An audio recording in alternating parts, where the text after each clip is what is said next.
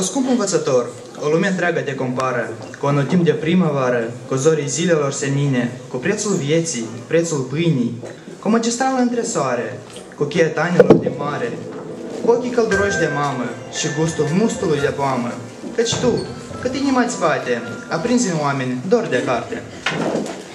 În ochii tăi cei limpezi, strupiți cu dor de carte, stimat de mine în veacuri, învățător vei fi. Izvor de înțelepciune, o lume ne desparte, dar dragostea de tine în veci nu va muri. Tu ți-ai trăit o viață, citind a mele gânduri, pierdute în geniu sumbru, tu cărți ai mai citit. Eu ți-ți dăruiesc cu drag aceste rânduri, citind pe fața-ți rece un vis neîmplinit. Omul totdeauna înainte de neam și-a iubit familia, înainte de lume și-a iubit neamul și parte de pământ, fie mare, fie mică, în care părinții săi au trăit și s-au îngropat, în care el s-a născut, a petrecut dulce ani ai copilăriei, ce nu se mai întorc. Dragostea față de cele mai sfinte lucruri este altoită de părinți și învățători diriginți, care sunt alături de copii la bine și la greu. Onorată asistență, mult stimați manageri educativi și pedagogi, părinți și copii, vă salutăm și vă spunem bine ați venit la etapa a 3-a concursului municipal al diriginților de clasă. Diriginte, drag părinte, ediția a 6-a 2014. Organizat de Direcția Generală Educație, Tineret și Sport a Consiliului Municipal Chișinău, în colaborare cu Centrul Educațional Pro-Didactica și Uniunea Națională a Studenților și Tineretului din Republica Moldova. Vă rugăm să susțineți cu aplauze finaliștii primelor 2 etape pe care îi invităm în scenă.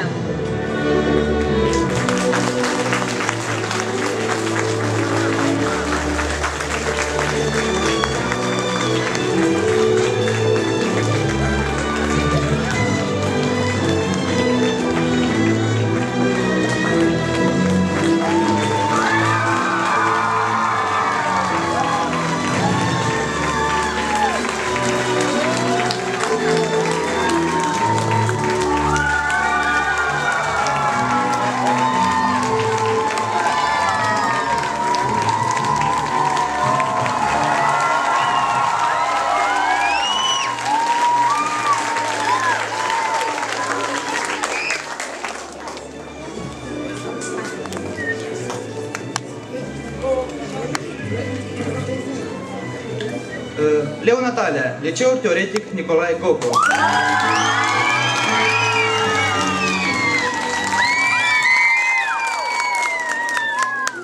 Jordan Corina, Liceul Teoretic Mihai Sadovean.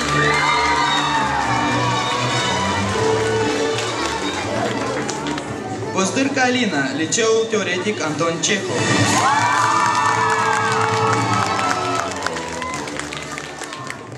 Brânză Viorica, Liceul Teoretic Mihai Eminescu.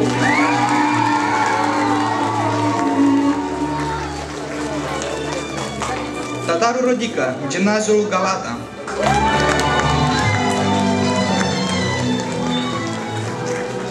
Bunescu Mariana, Gimnaziul numărul 5 al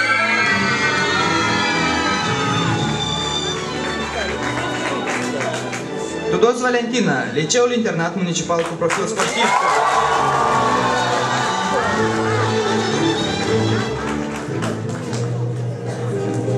Se macină timpul, adunând imaginea anilor în istorie.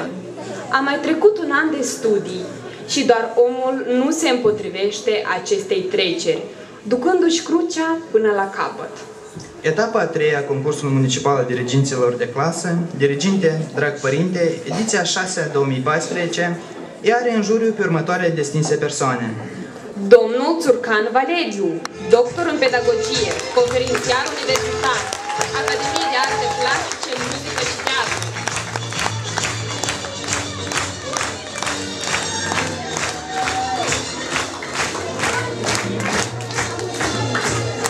Doamna Violeta Bradea, lector superior, Institutul de Științe ale Educației.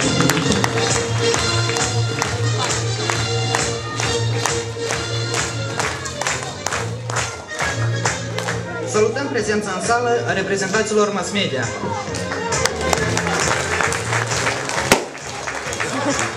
Salut! Vă mulțumim, domnul diriginți, și vă rugăm să luați loc în sală alături de discipolii dumneavoastră.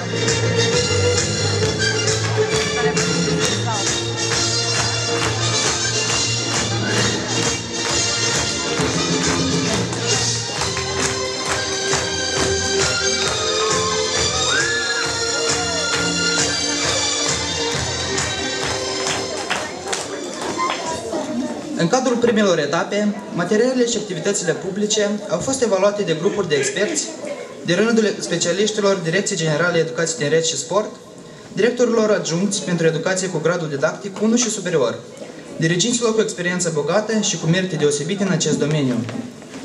Concursul de astăzi este constituit din două probe. Prima probă, prezentarea. Participanții își fac o prezentare a persoanei sale, sub orice formă posibilă, la dorința lor. Și a doua probă, tema de acasă. Se prezintă un fragment dintr-o activitate educativă. Воспитание детей – это не милая забава, а занятие, требующее капитала вложений, таких переживаний, усилий, бессонных ночей и много-много мыслей. Așa consideră concurentul cu numărul 1, Leu Natalia, liceul teoretic Nicolae Gogol. Rugăm să întâlnim cu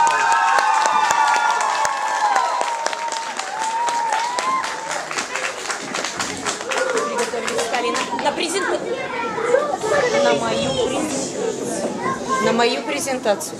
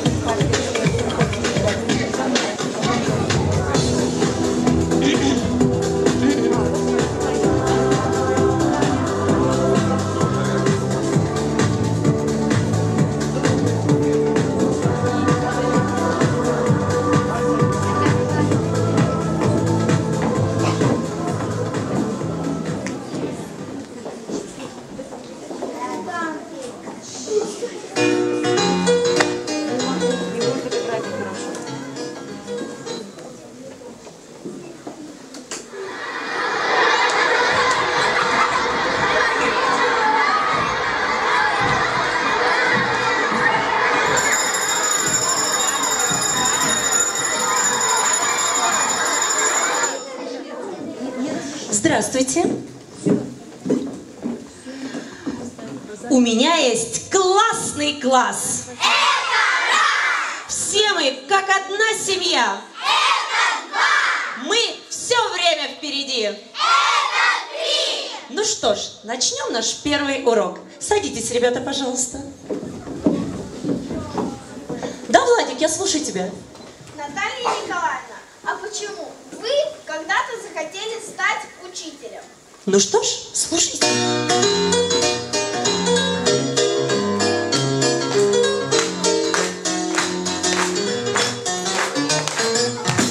Я вам честно сказать должна, что учитель мое призвание. Да! И хоть бывает очень трудно, Ага! с надеждой в школу я иду всегда. Есть талант управлять, учить, быть актером, Художником быть мамой, женщиной, конечно, быть. Ну как же мне без всего, без этого прожить, прожить? А как не наша жизнь? А ну скажи, скажи!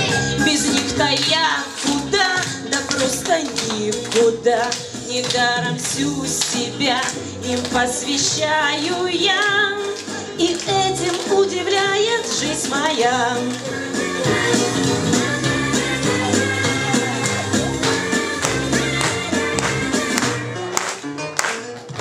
Я вам честно сказать должна, больше жизни, конечно, им нужна.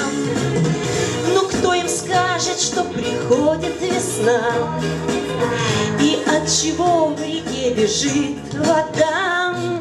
Кто разбудит в душе любовь, кто заставит мечту поверить вновь. Кто пожалеет их хотя бы иногда, кто с ними жизнь разделит раз и навсегда.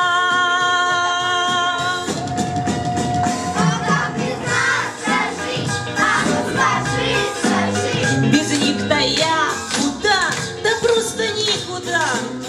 Недаром всю себя им посвящаю я, и этим удивляет жизнь моя.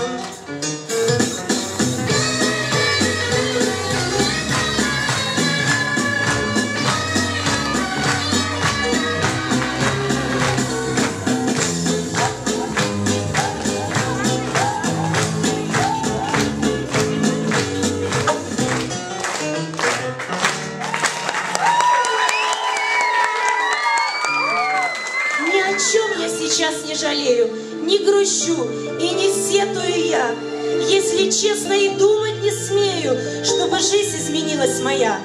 Саша, Настя, Арина и Аня, Маша, Таня, Никита и Ваня, Женя, Владик, Артем и Андрей, Эдгар, Паша и Соня за ней, Дима, Леша и Сеня есть, и Ивета, и Тая все здесь. И Егор, и Вики на бис. Замыкает, конечно, Кирилл. Мне без них даже конкурс не мил. А потому я каждый день свою ладонь ладошки детской подставляю. И грусть, и радость, и любовь прожить всем сердцем помогаю.